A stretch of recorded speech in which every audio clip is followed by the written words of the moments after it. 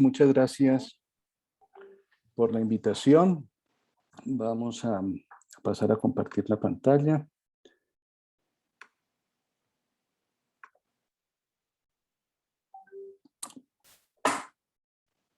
Bien, para desarrollar este tema de ética de la investigación y de la publicación científica, voy a referirme a estos pasos. Una corta introducción, los requisitos éticos de la investigación, ética de la publicación científica, y hacer un paralelo bioético entre la ética de la investigación y la ética de la publicación para concluir con unas recomendaciones y algunas conclusiones. Hablar de ética en el momento actual parecería que está de moda. Sin embargo, la escalada mundial de hechos de corrupción, de trabajo defectuoso, mal terminado e incompleto, de deshumanización, de manifestaciones de una cultura de la muerte, etcétera, muestran que cuesta mucho trabajo pasar de las palabras a las acciones. En el terreno ético es más fácil decir que hacer, pero no se puede olvidar que la perfección del ser humano se realiza a través de su acción y no de sus intenciones, así ellas sean buenas. Existen pautas éticas tanto para la investigación como para la publicación científica. Sin embargo, unas y otras parecería que no tienen una confluencia estable, más allá de los principios generales de la ética aplicada. Esto genera un desbalance entre el cuidado ético de la investigación como de las consideraciones éticas de la publicación. Los efectos de esta diferencia casi siempre son negativos en varios campos. El caso de la investigación biomédica y psicosocial, esos efectos se traducen en la exposición de los sujetos participantes a actividades en las que el riesgo no está suficientemente clarificado y menos conocido. Los investigadores pueden perder el cuidado y el respeto con sus sujetos de investigación y tratarlos consecuentemente como si fueran cobayas humanas. Los patrocinadores de los estudios pueden desensibilizarse y estar pendientes solo de los rendimientos económicos de tales trabajos e intentar acortar los pasos de las distintas fases de la investigación para recuperar cuanto antes la inversión que realizan. Cuando las pautas éticas de la publicación científica no se tienen en cuenta, se puede multiplicar exponencialmente la literatura gris y sin impacto. Se siguen acumulando en la web y en las bibliotecas publicaciones inanes sin relevancia, carentes de todo interés. Se favorece la triste motivación de publicar solo para cumplir un requisito académico o por incrementar el ego pseudocientífico. Se publican trabajos que tienen muchas limitaciones, también desde el punto de vista metodológico, que no se pueden replicar o en los que se ha pasado por alto la benéfica revisión constructiva de los comités de ética en investigación. Se realiza una verdadera colaboración anual cuando se publican estudios donde los sujetos de investigación han sido irrespetados, vejados o maltratados, haciéndose acreedoras esas publicaciones de una responsabilidad cualificada por esas prácticas inadecuadas. Por supuesto, cabe mencionar aquí la mala conducta en la publicación en forma de plagio, fraude, manipulación de imágenes y estadísticas, falsas revisiones por pares, autorías a la venta y un largo etcétera que veremos más adelante.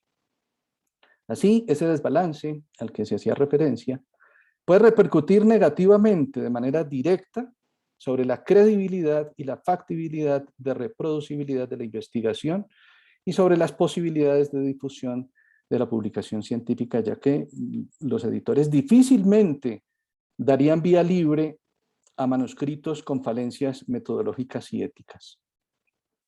Sería deseable, aunque demande cierto tiempo, que los investigadores y todo el personal involucrado en la investigación que tiene como sujetos a seres humanos y también quienes están al frente de los servicios de publicaciones científicas cuenten con pautas éticas menos generales y más específicas para que ambas actividades mejoren en todos los sentidos y se fomente una cultura ética y de integridad en el campo científico y académico y de la publicación de los resultados de los trabajos.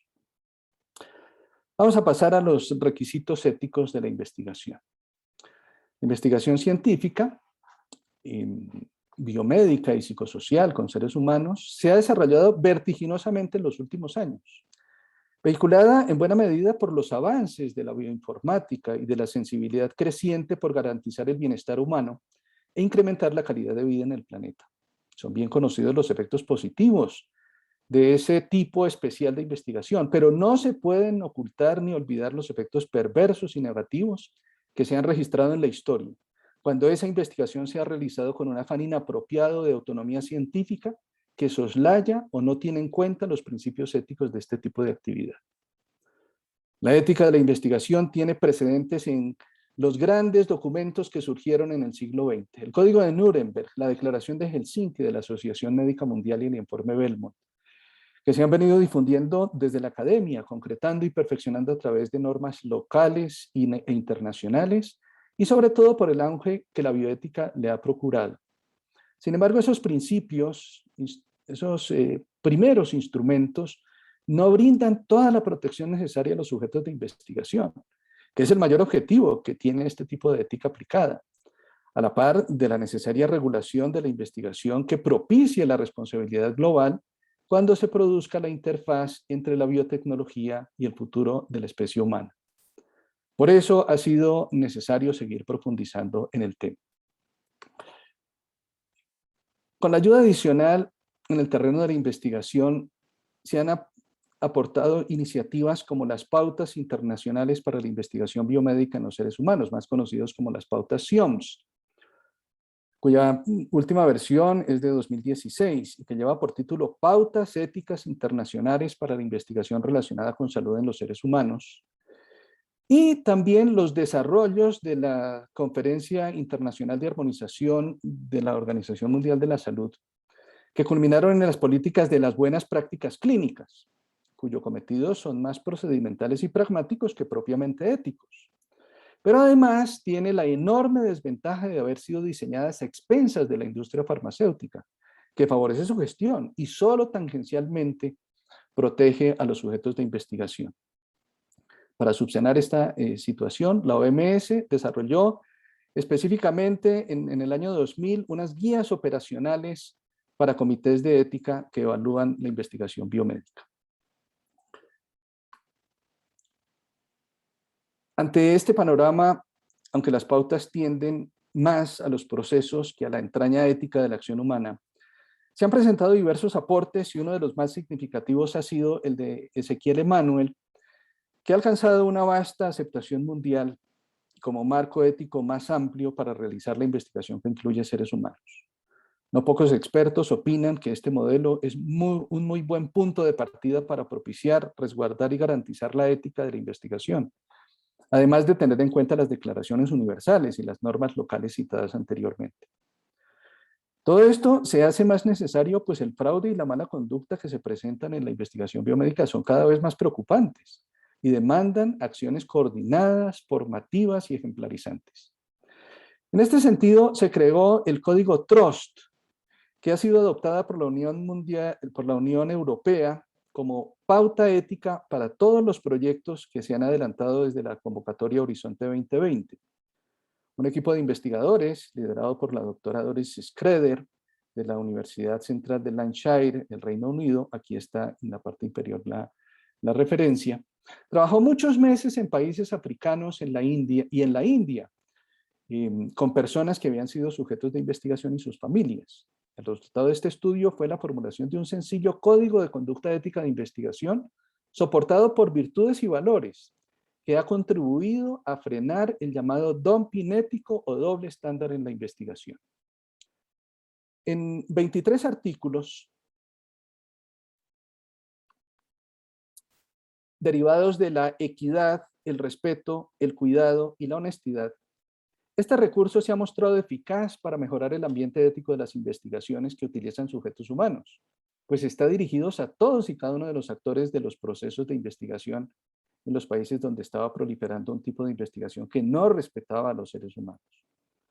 Durante el estudio de la elaboración del código se detectaron hasta 88 riesgos distintos de explotación que también son sumamente valiosos, pues desenmascaran situaciones que comportan malas prácticas en investigación.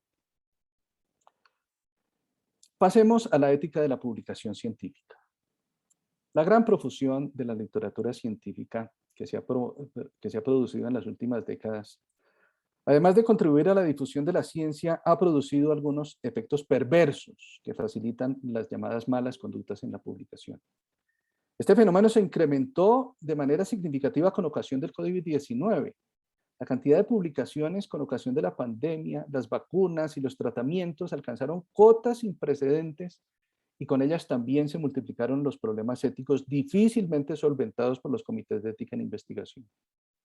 Esta escalada ha hecho que se empiece a pensar más en serio en las pautas éticas de la publicación, que al intentar atajar y erradicar esas malas prácticas se termine por limitar los efectos perversos que la difusión de la ciencia puede traer consigo.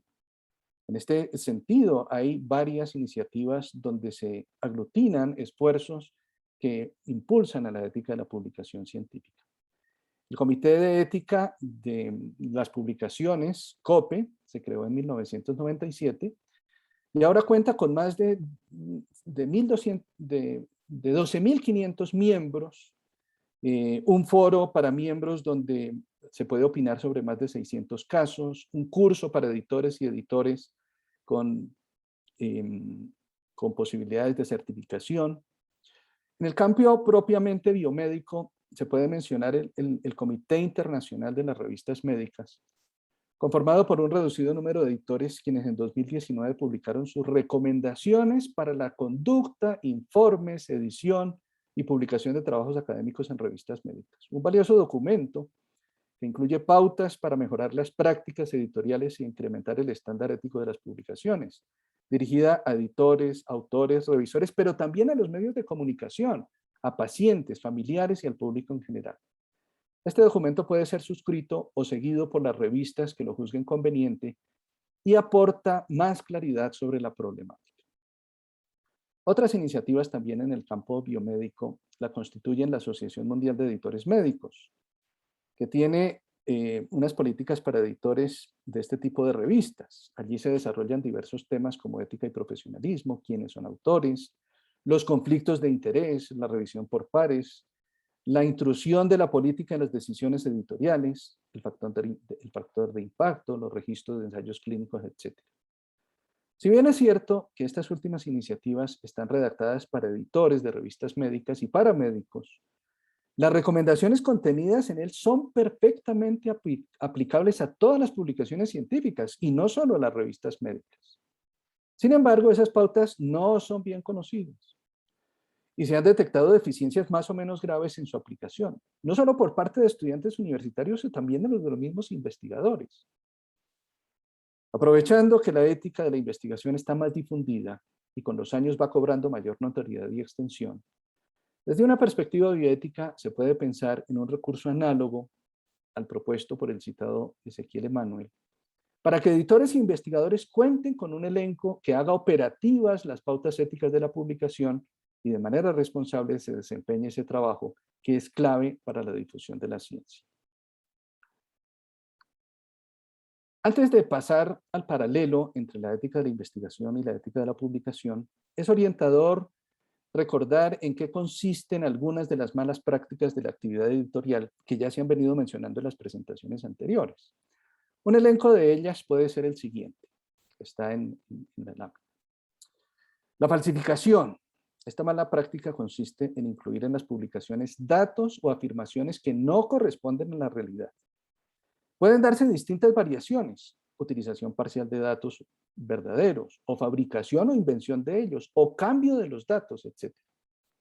Esta situación se está presentando en el momento actual, favorecida por las investigaciones contrarreloj en vacunas y tratamientos anti-COVID-19, y demandan el cuidado de hacer una validación seria de esos datos. Las repercusiones de esta mala práctica lleva consigo va mucho más allá de la simple publicación. Otros investigadores pueden utilizar esos datos falsos en sus propios estudios y exponer a sus sujetos de investigación a riesgos imponderables. O se pueden llegar a comercializar medicamentos que pueden causar daño de imposible previsión en los consumidores.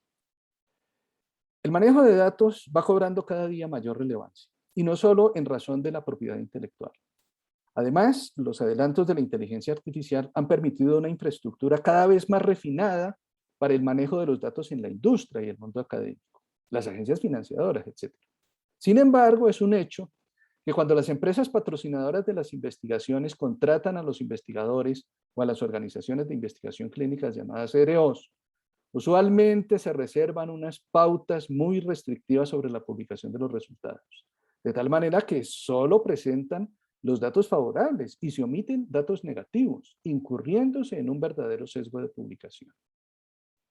El avance en los análisis bibliométricos ha permitido frenar otra de las malas conductas en la investigación, la duplicidad de artículos, que también puede ser publicación secundaria, redundante o paralela.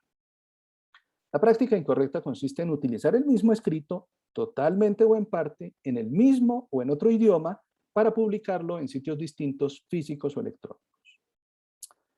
Tal vez el plagio sea el centro de las actividades irregulares y no solo en el campo de la publicación.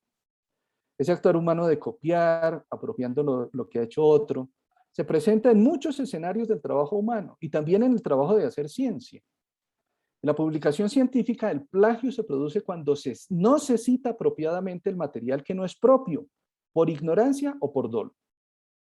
Además de la apropiación indebida del mérito, esta conducta puede llegar a vulnerar los derechos de autor en cuanto a la propiedad intelectual. La autoría inmerecida se presenta cuando se incluyen personas dentro de los autores que no han tenido participación real en la publicación. Hay tres formas distintas de esta corruptela, identificada como una de las más frecuentes, que dependen de la motivación que está en la base para realizarla. Si se espera reciprocidad de en una publicación posterior, o se quiere ofrecer un falso reconocimiento, gratitud o respeto, se da la autoría de regalo. Si se pretende asociar a un investigador de renombre para realzar la publicación, o se quiere encubrir la participación de la industria, acudiendo a un académico, se tiene la autoría invitada. Si se obliga por las razones que sean a la participación como autor, se tiene la autoría coercitiva. Cuando hay intereses económicos de por medio, como suele ocurrir en la industria farmacéutica, es posible que se dé los autores fantasma. Consiste esta mala práctica en contratar escritores o redactores profesionales que hagan todo o en parte de un manuscrito, pero que no es firmado por ellos, sino que se pasa para que quede a nombre de un investigador o académico de renombre. Los conflictos de interés. Hay necesidad de darlos a conocer a quienes tienen legítima competencia para valorarlos y establecer pautas a seguir.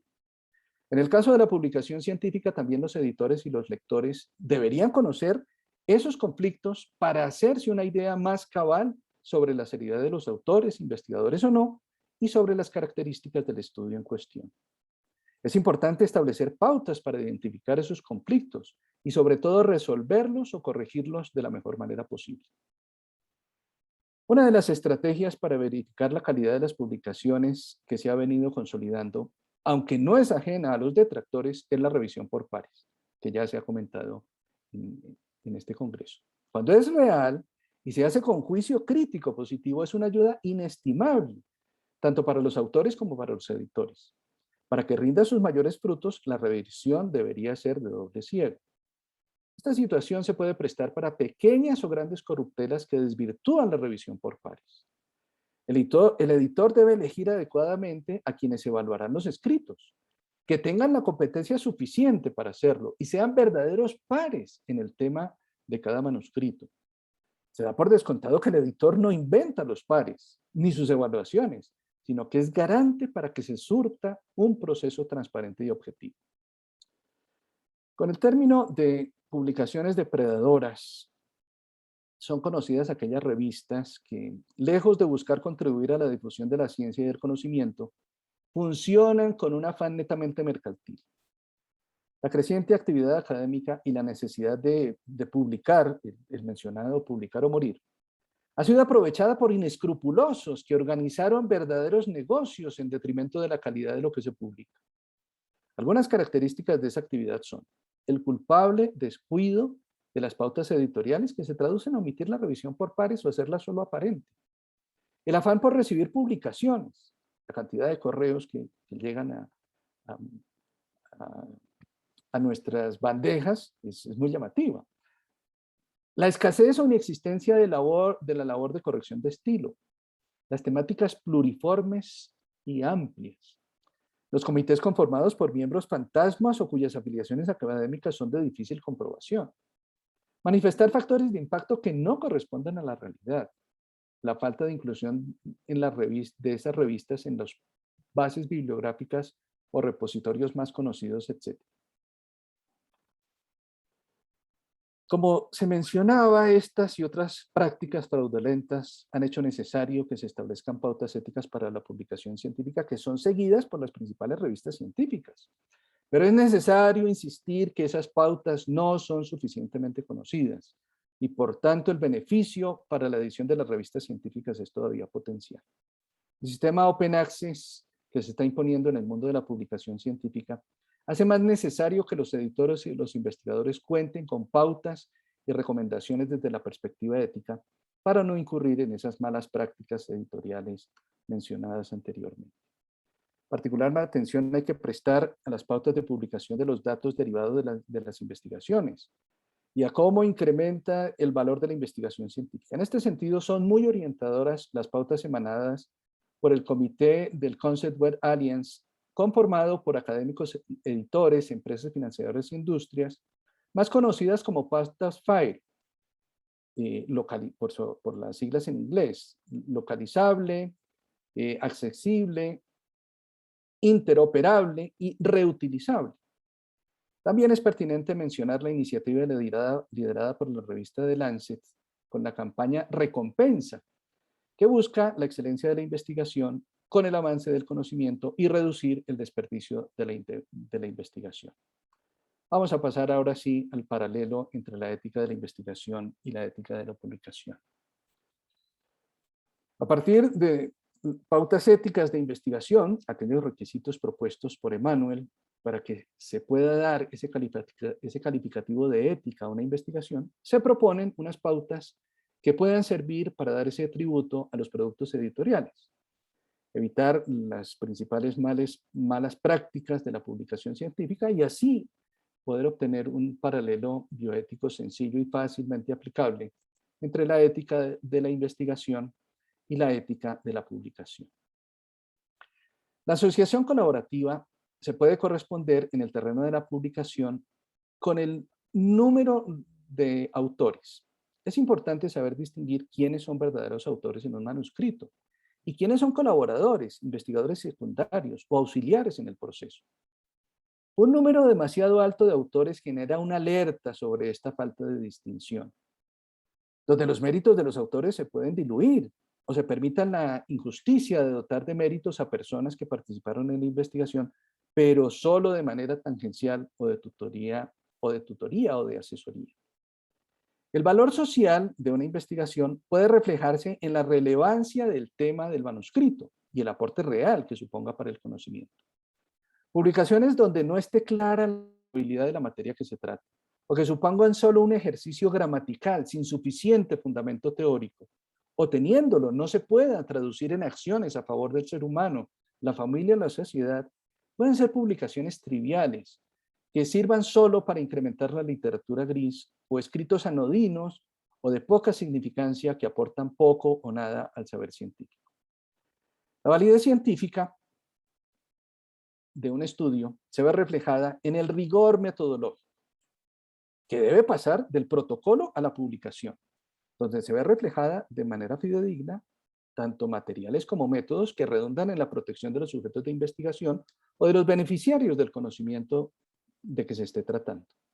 Un error metodológico no puede ser neutro desde la perspectiva ética, pues puede entrañar riesgo de daño o de perjuicio. La selección justa de sujetos de la investigación ha de quedar patente en la publicación a través de los criterios claros de selección y exclusión, que no se pueden dar nunca por supuestos. Y no solo para cuidar a los sujetos de investigación presentes, sino también a aquellas otras personas que pueden involucrarse en investigaciones posteriores que puedan seguir la metodología propuesta. El balance favorable de riesgo-beneficio puede reflejarse en la publicación científica en el reconocimiento sin ambajes que se haga de los efectos de la investigación, sean ellos positivos o negativos. Una publicación que vela u omita los resultados negativos no tiene la suficiente categoría ética. Si una investigación está bien hecha, tanto los resultados favorables como desfavorables son valiosos y su encubrimiento por lo menos hace cuestionable la altura ética de la publicación. Toda investigación que esté bien diseñada y quiera ser verdaderamente científica no tiene más remedio que facilitar su revisión o evaluación por parte de otros científicos. Estas pautas se reflejan en la revisión de la publicación por parte de pares, que gocen del suficiente prestigio por su trabajo y por sus publicaciones. Una investigación que busque eximirse de esta instancia no puede calificarse como seria y tampoco como ética. La necesidad de contar con el consentimiento informado de los sujetos de investigación implica necesariamente la constancia que se está haciendo bien, y para ello es necesaria la revisión de un comité de ética en investigación. Los miembros de los comités deben estar adecuadamente entrenados para ayudar a los investigadores a redactar los textos del consentimiento, verificar que se tome de manera adecuada y por el personal idóneo. Los autores deben anexar a los manuscritos el acta de aprobación del comité que evaluó el estudio. Finalmente, el respeto de los sujetos de investigación se refleja, entre otras cosas, en la redacción cuidada, completa y verdadera de las consideraciones éticas que se han tenido en cuenta para la investigación. En esos párrafos, los investigadores reconocen no solo las fuentes de los criterios que utilizaron para asegurar la eticidad de su proceder, sino también los eventuales conflictos de interés que puedan tener y cómo proponen manejarlos. Pasemos a las conclusiones y algunas recomendaciones. Las crisis sanitarias, como la pandemia que sufre hoy el mundo, facilitan que se produzcan investigaciones donde las pautas de calidad, ética y de control se flexibilizan en aras de la consecución de medicamentos o vacunas que sirvan para frenarlas. Sin embargo, esta situación no debería presentarse si los investigadores tienen la formación suficiente en la ética de la investigación como para ser intransigentes con el precepto de no obtener un bien a costa de un mal, que en este campo se concreta en la protección de los sujetos de investigación. La ética de la investigación debe ser seguida por la ética de la publicación. Una y otra son importantes para el verdadero avance de la ciencia, para asegurar que las personas involucradas en la investigación no sufren daños por imprudencia. Se puede garantizar el buen quehacer tanto de los investigadores como los editores. Los grandes documentos que rigen la investigación biomédica y psicosocial no bastan para garantizar esos fines. Hacen falta otros recursos como el código TROS o los requisitos de Manuel, que orienten la acción científica en pautas soportadas en virtudes y valores que ayuden a frenar positivamente los errores éticos en el diseño y aplicación de los protocolos de investigación y evitar también el doble estándar en investigación. Por otro lado, tampoco las herramientas que dan luz a la ética de las publicaciones pueden hacer adecuadamente su trabajo, pues son poco conocidas o no están muy difundidas. Por esto sería importante un elenco de pautas sencillas, prácticas y de amplia difusión que vayan a la par con aquellas mencionadas anteriormente, que les sirvan a los investigadores y a los editores para aproximarse a unas publicaciones sin problemas éticos. Y es que se incurren las llamadas malas prácticas de publicación generalmente por no conocer de manera apropiada en qué consisten esos errores. Y muchas veces de manera inculpable se cae en ellos, lo que dificulta la tarea de los editores. Además de los recursos existentes, es posible, con la ayuda de la bioética, mejorar la ética de la publicación mediante estas pautas sencillas de verificación que pueden servirle a los editores y a los investigadores que buscan dar a conocer su trabajo científico. Esas pautas de verificación son el razonable, para